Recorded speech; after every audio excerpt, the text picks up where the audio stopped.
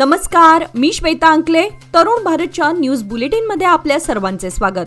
आता पाहूया ठळक घडामोडी. गृहलक्ष्मी योजनेअंतर्गत मे आणि जून महिन्याचा उर्वरित निधी येत्या आठवडाभरात लाभार्थ्यांच्या खात्यावर जमा केला जाणार आहे, अशी माहिती महिला आणि बालकल्याण मंत्री लक्ष्मी हेब्बाळकर यांनी आज बेळगाव येथे पत्रकारांशी बोलताना दिली. यापूर्वी जूनच्या पहिल्या आठवड्यात लाभार्थ्यांच्या खात्यावर निधी जमा करण्यात आला होता. उर्वरित निधीही लवकरच दिला जाणार असून कोणत्याही अफवांवर विश्वास ठेवू नये, असे त्यांनी स्पष्ट केले. राज्य सरकारच्या 5 गॅरंटी योजना कोणत्याही परिस्थितीत थांबवल्या जाणार नाहीत. काँग्रेस सरकार आपले पूर्ण 5 वर्षांचे कार्यकाल पूर्ण करणार असून गृहलक्ष्मी योजनेसारख्या लाभदायी योजना सुरूच राहतील, असे आश्वासन त्यांनी दिले. या योजनेचा लाभ सध्या सुमारे 1,25,00,000 महिलांना होत आहे आणि पुढेही यामध्ये अडथळा येणार नाही, असे मंत्री हेब्बाळकर यांनी सांगितले. योजना बंद होईल अशा अफवांना बळी न पडता महिलांनी संयम ठेवावा, असंही त्यांनी नमूद केलं. जय भवानी, जय शिवाजी, शिवसेना जिंदाबाद अशा गगनभेदी घोषणांनी बेळगावातील शिवसेनेच्या 59व्या वर्धापन दिनाला उत्साही वातावरण लाभले. रामलिंग खिंडगल्ली येथील शिवसेनेच्या मध्यवर्ती कार्यालयात बाळासाहेब ठाकरे यांच्या प्रतिमेला पुष्पहार अर्पण व पूजन करून आदरांजली वाहण्यात आली. यावेळी सीमा प्रश्नाच्या प्रत्येक लढ्यात अग्रस्थानी असणाऱ्या शिवसेनेच्या कार्याची आठवण करून देत कार्यक्रमात राष्ट्रनिष्ठेचा झंकार अनुभवायला मिळाला. कार्यक्रमाला महाराष्ट्र एकीकरण समितीचे सरचिटणीस मालोजीराव अष्टेकर, युवा नेते शुभम शेळके, जिल्हाप्रमुख प्रकाश शिरोळकर, माजी महापौर सरिता पाटील, रेणू किल्लेकर व अन्य पदाधिकारी मोठ्या संख्येने उपस्थित होते. या कार्यक्रमामध्ये शिवसैनिकांनी बाळासाहेबांच्या विचारांचा जागर करत सीमा भागासाठी लढण्याचा निर्धार व्यक्त केला. बसमधील खिडकीजवळील जागेवर बसण्याच्या वादातून एका विद्यार्थ्यावर चाकू हल्ला झाल्याप्रकरणी 2 अल्पवयीन मुलांना ताब्यात घेण्यात आले आहे. पोलीस आयुक्त भूषण गुलाबराव बोरसे यांनी ही घटना गंभीर घेत अँटी स्टॅबिंग स्क्वॉड स्थापन केली असून हे स्क्वॉड गुरुवारपासून कार्यरत होणार आहे. या स्क्वॉडमध्ये 7 अधिकारी आणि पोलीस असणार असून संशयितांची झडती घेऊन शस्त्र सापडल्यास त्यांच्यावर FIR व रावडी शीट उघडली जाणार आहे. चोरी रोखण्यासाठी बीट पद्धतीत बदल करण्यात येणार असून बंद घरांची माहिती कंट्रोल रूमला दिल्यास पोलीस रात्री कमीत कमी 2दा भेट देऊन त्या ठिकाणी गस्त घालणार आहेत. यावेळी पोलीस आयुक्त बोरसे यांनी कायदा हातात घेणाऱ्यांना गंभीर कारवाईचा इशारा दिलाय. बेळगाव शहरातील टिळकवाडी भागातील पहिल्या रेल्वे फाटकाजवळ 19 जून 2014 रोजी लावण्यात आलेल्या बॅरिकेड्सना आज 11 वर्षे पूर्ण झाली. मात्र वाहतुकीची समस्या अजूनही जैसे थेच असून हे वास्तव कायम आहे.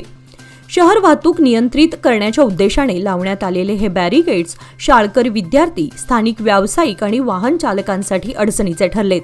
बॅरिकेड्स लावल्यामुळे वाहतूक मार्गामध्ये मोठा बदल झाला असून अनेक वाहन चालकांनी शॉर्टकट म्हणून चुकीच्या दिशेने वाहन चालवण्यास सुरुवात केल्याने अपघातांची शक्यता वाढली आहे.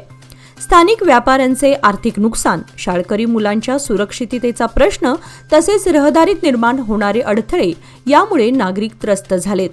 11 वर्षांनंतरही प्रशासनाने यावर कोणतीही ठोस उपाययोजना केली नाही, ही वस्तुस्थिती आहे.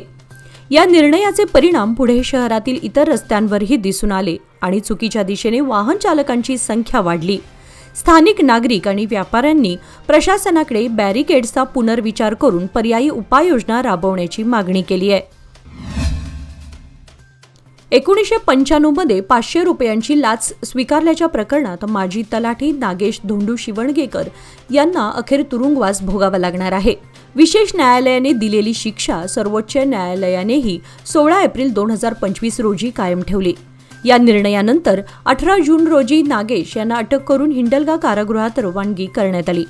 लोकायुक्त अधिकाऱ्यांनी कडोली, तालुका बेळगाव येथील तलाठ्याला रंगेहात पकडले होते. विशेष न्यायालयाने 2006 मध्ये 1 वर्ष सक्त मजुरी व 1,000 रुपये दंडाची शिक्षा ठोठावली होती. उच्च न्यायालयाने त्यांना निर्दोष ठरवलं होतं. मात्र लोकायुक्तांनी सर्वोच्च न्यायालयात या विरोधात अपील दाखल केलं होतं. आता तब्बल 30 वर्षांनंतर या प्रकरणात न्याय मिळालाय. बेळगाव शहरातील अनगोळ भागातील 4थ्या रेल्वे अंडरब्रिजच्या बांधकामाला 20 जून 2025 पासून सुरुवात होणार आहे. हे काम जवळपास 1 वर्ष चालणार असून 19 जून 2026 पर्यंत पूर्ण होईल. या दरम्यान चौथ्या रेल्वे गेटचा मार्ग सर्व प्रकारच्या वाहतुकीसाठी बंद ठेवण्यात येणार आहे. रेल्वे प्रशासनाने वाहतूक सुरक्षेच्या दृष्टीने पर्यायी मार्गांची अंमलबजावणी करण्याचा निर्णय घेतलाय. अनगोळहून उद्यमबाग किंवा खानापूरकडे जाणाऱ्या वाहनांनी तिसऱ्या रेल्वे ओव्हरब्रिजचा वापर करावा असे प्रशासनाने स्पष्ट केले आहे. या कालावधीमध्ये पावसाळ्यामुळे नागरिकांना काही अडचणी येऊ शकतात. मात्र हे महत्त्वाचं सार्वजनिक काम असल्यानं नागरिकांनी सहकार्य करावं असं आवाहन प्रशासनानं केलं आहे. बेळगाव जिल्ह्यात यंदा पावसाने मे महिन्यापासूनच जोरदार हजेरी लावली होती. त्यामुळे कॉलरा, गॅस्ट्रो, अतिसार, कावीळ, विषमज्वर या जलजन्य आजारांचा प्रादुर्भावही वाढलाय. सार्वजनिक आरोग्य विभागाकडून मिळालेल्या माहितीनुसार राज्यात आतापर्यंत जलजन्य आजारांचे 1000हून अधिक रुग्ण आढळून आलेत. शिवाय गेल्या 2 दिवसांपासून बेळगाव तालुक्यातील हंगरगा गावामध्ये ही साथ मोठ्या प्रमाणात पसरत आहे. पावसाळ्याचे दिवस सुरू असल्यानं दूषित पाण्यातून जलजन्य आजारांचा प्रसार होण्याची शक्यता असते. त्यामुळे नागरिकांच्या आरोग्याला धोका निर्माण होऊ शकतो. खबरदारीचा उपाय म्हणून आरोग्य विभागाकडून काळजी घेण्याचं आवाहन करण्यात येत आहे. पिण्यासाठी शुद्ध पाण्याचा वापर करावा, उघड्यावरचे अन्न, शिळे अन्न सेवन करू नये असे आवाहन आरोग्य विभागाकडून करण्यात आलं आहे. पिण्याचे पाणी उकळून व गार करून प्यावं असंही सांगण्यात आलंय. काकती व मारिहाळ पोलिसांनी 2 वेगवेगळ्या ठिकाणी केलेल्या कारवाईमध्ये मटका जुगार खेळवत असलेल्या 3घांना काल अटक करण्यात आली असून त्यांच्याकडून सुमारे 5110 रुपये रोख रक्कम आणि मटक्याच्या चिठ्ठ्या जप्त करण्यात आल्या आहेत. काकती पोलिसांनी होनगा येथील विठ्ठल मंदिरानजीक विनोद इरण्णाथ दोडमणी व 21 राहणार ज्योतिनगर होनगा याला अटक केली आहे. त्याच्याजवळून 2560 रुपये रोख व मटक्याच्या चिठ्ठ्या जप्त करण्यात आल्या आहेत. ही कारवाई हवालदार शुभदा नायक यांच्या नेतृत्वाखाली करण्यात आली असून दुसरी कारवाई ही मारिहाळ पोलिसांनी केली आहे. मारिहाळ तुम्मरगुद्दी रोडवरील गुडदम्मा देवी मंदिराच्या रस्त्यावर मटका घेत असलेल्या नागेश गुडदाप्पा बळोडी व 23 राहणार मारिहाळ आणि निंगप्पा यल्लप्पा नेसर्गी व 39 राहणार अंकलगी यांना अटक करण्यात आली आहे. त्यांच्याकडून 2550 रुपये रोख व मटक्याच्या चिठ्ठ्या जप्त करण्यात आल्या. ही कारवाई पोलीस उपनिरीक्षक चंद्रशेखर सी व त्यांच्या पथकाने केली आहे. आंतरराष्ट्रीय बॉडी बिल्डिंग स्पर्धेत भूतान येथे कांस्य पदक पटकावणाऱ्या बेळगावच्या शरीर सौष्ठवपटू किरण वाल्मिकीचा सत्कार आमदार आसिफ सेठ तसेच युवा नेते अमान सेठ यांच्या हस्ते करण्यात आले. या स्पर्धेमध्ये सहभागी होण्यासाठी आसिफ सेठ टीमने किरणला प्रायोजित केले होते. त्याच्या मेहनतीला आणि समर्पणाला गौरवण्यासाठी या सत्कार समारंभाचे आयोजन करण्यात आले होते. यावेळी आमदार सेठ व अमान सेठ यांनी किरणचे अभिनंदन करत आगामी काळातही बेळगाव उत्तर मतदारसंघातील युवा प्रतिभांना पाठिंबा देण्याचे आश्वासन दिले. किरण वाल्मिकीने या प्रोत्साहनासाठी मनपूर्वक आभार मानले. भारतातील अग्रगण्य सार्वजनिक क्षेत्रातील बँक असलेल्या युनियन बँक ऑफ इंडियाच्या वतीने शहापूर येथील श्री अंबाबाई मंदिरात ई-हुंडी प्रदान करण्यात आली. बँकेचे अंचल प्रमुख राजेंद्र कुमार यांच्या उपस्थितीत हा उपक्रम पार पडला. ई-हुंडी प्रदान करताना त्यांनी सांगितले की डिजिटल व्यवहाराच्या युगात भक्तगणही दानासाठी डिजिटल माध्यमाचा अधिक वापर करत आहेत. त्यामुळे मंदिर व्यवस्थापन आणि भक्तांना सुलभ सेवा देण्याच्या दृष्टीने ही सुविधा उपलब्ध करून देण्यात आली आहे. याच कार्यक्रमात स्वामी विवेकानंद सेवा प्रतिष्ठान अनाथालयाला 2 वॉटर फिल्टर देखील भेट स्वरूपात देण्यात आले. हे दोन्ही उपक्रम बँकेच्या कॉर्पोरेट सामाजिक उत्तरदायित्व म्हणजेच CSR कार्यक्रमांतर्गत राबवण्यात आले. याप्रसंगी क्षेत्रीय प्रमुख श्री राघवेंद्र BS, उपक्षेत्रीय प्रमुख मनीष मेघन्नावर, BRMM अलेक्झांडर, शाखा प्रबंधक परमानंद गुप्ता व अंकित माने, वरिष्ठ प्रबंधक अमोल इंगवले आणि इतर बँक अधिकारी उपस्थित होते. रायबाग येथे ॲडव्होकेट संतोष अशोक पाटील यांची हत्या व गोकाक येथे ॲडव्होकेट CB गिड्डन्नावर यांच्यावर झालेल्या हल्ल्याच्या पार्श्वभूमीवर बेळगाव शहरातील चन्नमा सर्कल ते जिल्हाधिकारी कार्यालयापर्यंत मोर्चा काढण्यात आला. यावेळी बेळगाव बार असोसिएशनतर्फे जिल्हाधिकाऱ्यांना निवेदन सादर करण्यात आले. वकिलांवरील सातत्याने होणाऱ्या हल्ल्यांचा तीव्र निषेध करण्यात आला असून राज्य सरकारने कठोर पावले उचलण्याची मागणी करण्यात आली. संबंधित प्रकरणांचा सखोल तपास करून दोषींवर कठोर कारवाई करावी अशीही मागणी या दरम्यान करण्यात आली. बार असोसिएशनचे अध्यक्ष ॲडव्होकेट SS किवडसण्णवर यांच्या नेतृत्वाखालील शिष्टमंडळाने हे निवेदन सादर केले. वकिलांच्या सुरक्षेचा प्रश्न अत्यंत गंभीर बनत चालल्याचे मत यावेळी व्यक्त करण्यात आले। या घटनेमुळे कायद्याच्या रक्षणासाठी कार्यरत असणाऱ्या वकिलांमध्ये भीतीचं वातावरण असून अशा घटनांना आळा बसवण्यासाठी प्रशासनाने त्वरित पावले उचलावीत असे बार असोसिएशनतर्फे स्पष्ट करण्यात आले। हिडकल जलाशयातून शासकीय परवानगीपेक्षा दुपटीहून अधिक पाणी थेट उद्योगांना वळवण्यात आल्याचा धक्कादायक प्रकार माहिती अधिकार कायद्याद्वारे म्हणजेच RTA उघडकीस आलाय। ही माहिती सामाजिक कार्यकर्ते सुजित मुळगुंद यांनी दिली। RTI द्वारे प्राप्त माहितीनुसार उद्योगांसाठी केवळ 0.10 TMC पाण्याची परवानगी असतानाही प्रत्यक्षात 0.229 TMC पाणी वापरण्यात आले हे स्पष्ट झाले।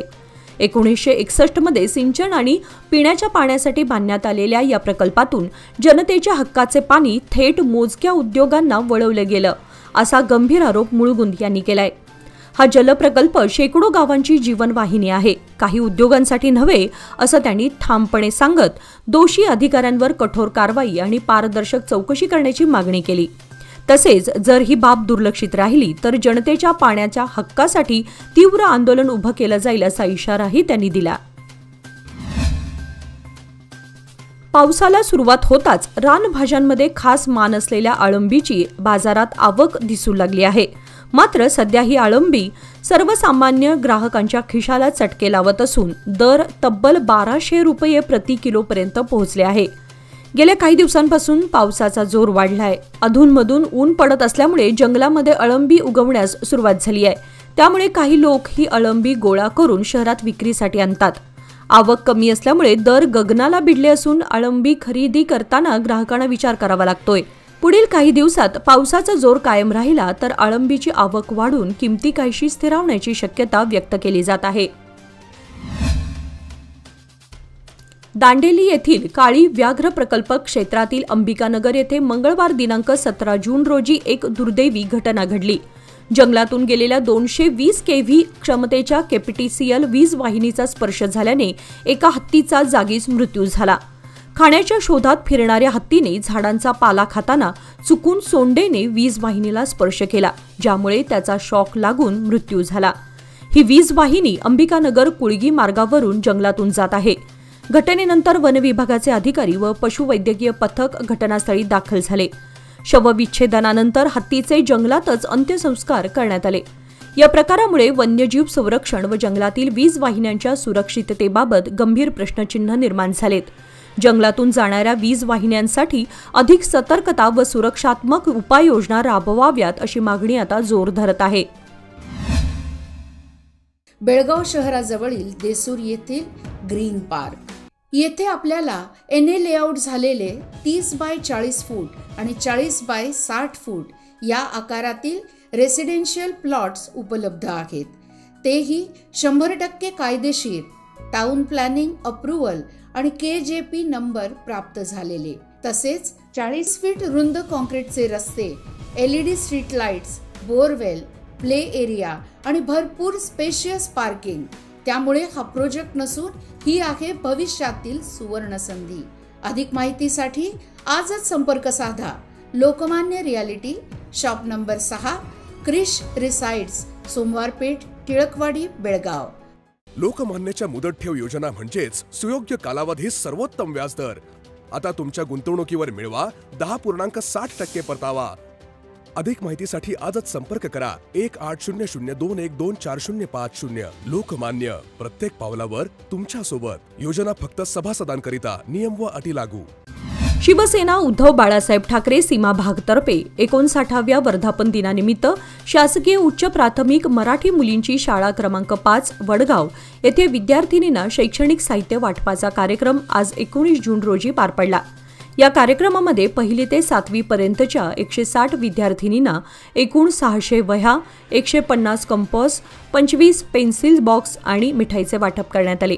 कार्यक्रमाला शिवसेना उपजिल्हाप्रमुख बंडू केरवाडकर यांनी मार्गदर्शन करत शिवसेनेचे मराठी प्रेम आणि पक्ष शिस्त यावर प्रकाश टाकला। यावेळी सहसंपर्क प्रमुख अरविंद नागनोरी, उपशहर प्रमुख राजू तुडियेकर, प्रवीण तेजम तसेच युवा सेनेचे विनायक हुलजी, चेतन गंगधर, प्रदीप सुतार आणि इतर पदाधिकारी उपस्थित होते। शाळेचे शिक्षक नितीन बेनके यांनी पाहुण्यांचे स्वागत केले। विजय रसाळ, दीपा देसूरकर, के.व्ही. कुंटे, माधुरी पाटील यांच्यासह शिक्षक वृंद आणि पालक मोठ्या संख्येने उपस्थित होते. वैशाली पाटील यांनी आभार मानले. बेळगाव जिल्ह्यात आणि महाराष्ट्रातील घाटमाथ्यावर सुरू असलेल्या पावसामुळे नद्यांच्या पाणी पातळीमध्ये झपाट्याने वाढ झाली आहे. त्यामुळे संभाव्य पूरस्थितीचा विचार करता जिल्हा प्रशासनाने आपत्ती व्यवस्थापनासाठी पूर्ण सज्जता ठेवावी असे निर्देश जिल्हाधिकारी मोहम्मद रोशन यांनी दिले आहेत. जिल्हाधिकारी कार्यालयाच्या सभागृहात आयोजित करण्यात आलेल्या जिल्हा आपत्ती व्यवस्थापन प्राधिकरणाच्या बैठकीत ते बोलत होते. बेळगाव जिल्ह्यामध्ये अतिवृष्टी किंवा पूर परिस्थिती उद्भवू शकते याची शक्यता ध्यानात घेऊन सर्व विभागांनी यंत्रणा सज्ज ठेवावी. बचाव कार्य, मदत आणि पुनर्वसन यासाठी आवश्यक संसाधने आणि मनुष्यबळ उपलब्ध ठेवण्याचेही निर्देश संबंधित अधिकाऱ्यांना देण्यात आले आहेत. या बैठकीस शहर पोलीस आयुक्त, जिल्हा पोलीस अधीक्षक, जिल्हा पंचायतचे मुख्य कार्यकारी अधिकारी, उपविभागीय अधिकारी, तहसीलदार, तालुका नोडल अधिकारी आणि तालुका पंचायतचे कार्यकारी अधिकारी उपस्थित होते. पावसाचा आणि हेस्कॉम विभागाची इतकी जवळीक जुळली आहे की हलकासा पावसाचा एक थेंब जरी पडला तर लगेच विद्युत प्रवाह बंद करण्यात येतो. गेल्या काही दिवसांपासून विजेचा लपंडावामुळे बेळगाव ग्रामीण भागातील नागरिकांना त्रास सहन करावा लागतोय. हेस्कॉम विभागामध्ये पुरेसे कर्मचारी आहेत, परंतु वेळ काढू धोरणाचा फटका अनेक गावातील जनतेला बसत असल्याचं बोललं जात आहे. शेतशिवारामध्ये अर्धवट वाकलेले विद्युत खांब व लोंबकळत असलेल्या विद्युत तारा अनेक वर्षांपासून दुरुस्त करण्यात आलेल्या नाहीत. वारंवार विद्युत पुरवठा खंडित होण्यानं अनेकांच्या घरातील विद्युत उपकरणे निकामी होत आहेत. दिवसातून किमान 8-10 वेळा वीज जाण्याची परिस्थिती आजही ग्रामीण भागात सर्रास पाहायला मिळतेय. बेळगाव तालुक्यातील उचगाव विभागातील बिजगर्णी, बेळगुंदी, बेळवट्टी, राकसकोप, कावळेवाडी, सोनोली आदी गावातील वीज वितरणाची समस्या हा नेहमीचाच विषय बनलाय. बेळगाव न्यू कोर्ट कॉम्प्लेक्समध्ये नव्याने बसवण्यात आलेल्या लिफ्टचे उद्घाटन जिल्हा व सत्र न्यायालयाच्या न्यायाधीशांच्या हस्ते पार पडले. कोर्ट परिसरातील वाचनालय व समुदाय भवनकडे जाण्यासाठी आता या लिफ्टचा उपयोग करण्यात येणार आहे. यापूर्वी लिफ्टची सुविधा नसल्यानं वकिलांना व नागरिकांना जिन्याचा वापर करून वरच्या मजल्यावर जावं लागायचं. ही गैरसोय दूर करण्यासाठी अलीकडेच नवीन लिफ्ट बसवण्यात आली असून त्यामुळे वकिलांना तसेच ज्येष्ठ नागरिकांना मोठा दिलासा मिळणार आहे. उद्घाटन सोहळ्याला बार असोसिएशनचे अध्यक्ष ॲडव्होकेट एस. किवडसन्नवर, उपाध्यक्ष advocate Basavaraj Mugali, advocate Sheetal Ramshetty, general secretary advocate Yallappa Diwate, joint secretary advocate Vishwanath Sultanpuri यांच्यासह विविध पदाधिकारी व वकील मोठ्या संख्येने उपस्थित होते. बेळगाव तालुक्यातील विविध गावांमध्ये घरफोड्या करणाऱ्या 5 जणांच्या एका टोळीला बेळगाव ग्रामीण पोलिसांनी अटक केली असून त्यांच्या जवळून 15 लाख रुपये किमतीचा ऐवज जप्त करण्यात आलाय. पोलीस आयुक्त भूषण बोरसे यांनी बुधवारी एका पत्रकाद्वारे ही माहिती दिली. कार्तिक उर्फ प्रशांत वसंत बाळेकुंद्री वय 20, प्रसाद अशोक लाड वय 21, विनीत सहदेव बाळेकुंद्री वय 22, सौरभ बसवंत रेमाणाचे वय 20, चौघेही राहणार बसवाण गल्ली धामणे, एस. सलमान कुतुबुद्दीन किल्लेदार वय 24 राहणार मकानदार गल्ली धामणे एस अशी त्यांची नावे आहेत. त्यांना न्यायालयासमोर हजर करण्यात आले आहे. वेळेआधी सुरू झालेल्या पावसामुळे बेळगाव आणि परिसरातील शेतीला मोठा फटका बसला होता. सलग 10-12 दिवस झालेल्या पावसामुळे शेतकऱ्यांचे अर्थकारण बिघडले होते. मात्र गेल्या 2 दिवसांपासून पावसाने विश्रांती घेतली असून हवामानात बदल दिसून येत आहे. सध्या उत्तर कर्नाटक, कोकण, गोवा आणि मध्य महाराष्ट्रामध्ये काही ठिकाणी तुरळक स्वरूपाचा पाऊस होत आहे. परंतु राज्यातील बहुतांश भागामध्ये पावसाने उघडीप असून सूर्यप्रकाशाने उकाडा वाढलाय. खानापूर व बेळगाव पश्चिम भागामध्ये हलकासा पाऊस होत असला तरी शहरात मात्र तापमान वाढल्यानं कडक उन्हाचा चटका जाणवतोय. काही काळासाठी पावसाने विश्रांती घेतल्यानं शेतकऱ्यांना थोडासा दिलासा मिळाला असला तरी पुढील हवामान कसं असेल याकडे सर्वांचे लक्ष लागून राहिलंय. KLES BSM कंकणवाडी आयुर्वेद महाविद्यालय बेळगाव येथील रोगनिदान विभागाचे प्राध्यापक डॉक्टर कीर्तन एस यांनी efficacy of integrated Ayurveda management protocol in pre diabetes a randomised controlled clinical trial या प्रबंधावर KLE academy of higher education and research अर्थात काहेर बेळगाव यांच्याकडून PhD पदवी प्राप्त केली आहे. त्यांनी हे संशोधन डॉक्टर बसवराज आर तुबकी अधिष्ठाता व कार्य विज्ञान विभाग प्रमुख यांच्या मार्गदर्शनाखाली पूर्ण केले। या यशाबद्दल संस्थेचे अध्यक्ष, प्राचार्य आणि महाविद्यालयातील शिक्षक व कर्मचारी वर्ग यांनी डॉक्टर कीर्तन यांचे अभिनंदन करून पुढील वाटचालीस शुभेच्छा दिल्या। केएलई श्री BM कंकणवाडी आयुर्वेद महाविद्यालयातील रसशास्त्र आणि भैषज्य कल्पना विभागाच्या सहप्राध्यापक डॉक्टर गीताजी गणाद यांनी KLE academy of higher education and research म्हणजेच काहेर विद्यापीठाकडून PhD पदवी प्रदान करण्यात आली आहे। त्यांच्या संशोधन प्रबंधकाचे शीर्षक होते evaluation of potentiated yashada bhasma for its safety, bio availability and spermatogenic activity. या यशाबद्दल उपप्राचार्य आणि रसशास्त्र व भैषज्य कल्पना विभागाचे प्रमुख डॉक्टर प्रशांतजी जाडर यांचे मार्गदर्शन लाभले। यशस्वी प्रबंध सादरीकरणासाठी डॉक्टर सुभाष कुमार शेट्टी यांचाही सहभाग होता। या यशाबद्दल महाविद्यालयातील संपूर्ण कर्मचारी वर्गाने आणि विद्यार्थ्यांनी आनंद व्यक्त केला आहे। कर्नाटक विधानसभेच्या पावसाळी अधिवेशनाची वेळ निश्चित करण्यात आली आहे। आज झालेल्या राज्य मंत्रिमंडळाच्या बैठकीत या संदर्भात निर्णय घेण्यात आला। विधानसभेचे पावसाळी अधिवेशन 11 ऑगस्टपासून 2 आठवड्यांसाठी चालेल, असे कायदा मंत्री HK पाटील यांनी माहिती दिली। ग्रामीण भागातील विद्यार्थ्यांना दर्जेदार शैक्षणिक सुविधा मिळाव्यात या उद्देशाने लोककल्प फाउंडेशनतर्फे जांबोटी येथील मराठी उच्च प्राथमिक शाळेला 32 अभ्यास टेबल्स देणगी स्वरूपात प्रदान करण्यात आले। विद्यार्थ्यांना अभ्यासासाठी आवश्यक असणाऱ्या सुविधांमध्ये वाढ व्हावी यासाठी फाउंडेशनचा हा उपक्रम स्तुत्य ठरला। लोककल्प फाउंडेशनचे कर्मचारी संतोष कदम व संदीप पाटील तसेच शाळेचे शिक्षक व कर्मचारी यावेळी उपस्थित होते। या उपक्रमाबद्दल शाळेच्या वतीने लोककल्प फाउंडेशनचे आभार मानण्यात आले असून विद्यार्थ्यांसाठी हे टेबल्स उपयुक्त ठरणार आहेत, असे शाळेच्या व्यवस्थापनाने सांगितले। संत ज्ञानेश्वर महाराजांच्या पालखी प्रस्थानासाठी आळंदीमध्ये संध्याकाळी 8 वाजता भव्य सोहळ्याचे आयोजन करण्यात आले। या सोहळ्यासाठी जय्यत तयारी करण्यात आली होती। मंदिर परिसर भक्तिमय वातावरणाने न्हाऊन निघाला आहे। राज्यभरातून आलेल्या हजारो वारकऱ्यांच्या उपस्थितीत मंदिर परिसर फुलांनी आकर्षकरित्या सजवण्यात आलाय। पारंपरिक चांदीच्या पालखीची देखील फुलांनी मनोहर सजावट करण्यात आली आहे। भजन आणि कीर्तनाच्या सुरांनी वातावरण भारावून गेले आहे। पावसाच्या हलक्या सरींनंतरही भाविकांचा उत्साह कायम दिसून येतोय। चिंब भिजतही वारकरी विठुनामाचा जयघोष करत भक्तिमय रंगात रंगले आहेत। सोहळ्याच्या पार्श्वभूमीवर प्रशासनाकडून बंदोबस्ताची चोख व्यवस्था करण्यात आली आहे। आणि याचबरोबर आजचे बातमीपत्र इथे संपले। अधिक माहिती आणि ताज्या घडामोडींसाठी पाहत रहा तरुण भारत न्यूज चॅनल। तसेच आमच्या चॅनलला लाईक, शेअर आणि सबस्क्राईब करायला विसरू नका। आणि विश्वासार्ह बातम्यांसाठी दररोज वाचा दैनिक तरुण भारत। धन्यवाद।